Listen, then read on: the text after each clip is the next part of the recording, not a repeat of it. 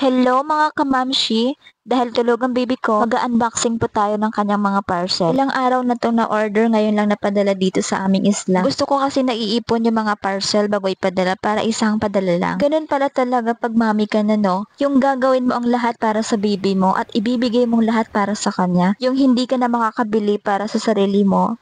Pero pagdating sa anak mo, gusto mo meron siya ng ganito, ganyan. Kahit minsan, walang-wala ka na, pero ginagawan mo talaga ng paraan. Napakahirap pero kinakaya kasi nanay ka. At dahil gusto mo lang naman iparanas sa anak mo ang hindi mo naranasan noon. By the way, kunting patalasas lang yon. Ito talaga yung mga order ko. Nag-order ako ng blender. Dahil 6 months na ang baby ko, pwede na siyang kumain. Ito naman, nag-order ako ng kanyang lagayan ng milk. Para kapag nagtimpla is ilalagay na lang siya sa may bote. Ito naman, ang kanyang terno pajama.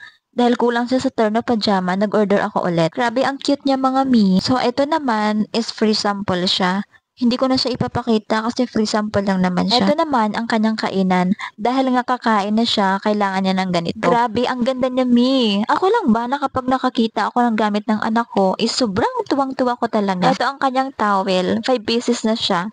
Dahil napakainit ng panahon ngayon, kaya kailangan niya ng maraming towel. Ang gaganda niya mga mi. Sobrang cute nila. Sobrang saya ko talaga pagdating sa mga parcel ng anak ko. Yung napoprovide mo lahat ng mga needs ng baby mo, sobrang nakakakilig talaga. Ito naman ang kanyang laundry detergent. Sobrang bango nito mga mi. Proven and tested sa damit ng baby ko. So, heto siya lahat mga mi. Sobrang deserve na deserve talaga ito ng baby ko.